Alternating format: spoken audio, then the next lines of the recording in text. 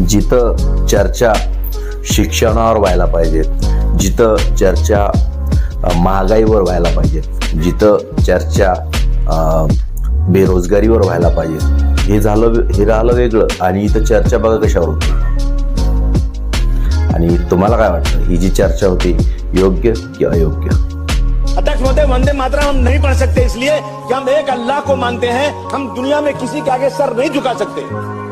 ये हमारा माँ के सामने भी सर नहीं झुकाते. अध्यक्ष महोदय, वंदे मातरम म्हणायचं नाहीये. औरंगजेब तुम्हारा बाप है म्हणणारा घोषणा द्यायच्या आणि राज्याचं वातावरण खराब करायचं. अध्यक्ष महोदय, आता ते निघून जाणं पाकिस्तान मध्ये कशाला आता इथे निवडून येतात इथे धिंगाणा.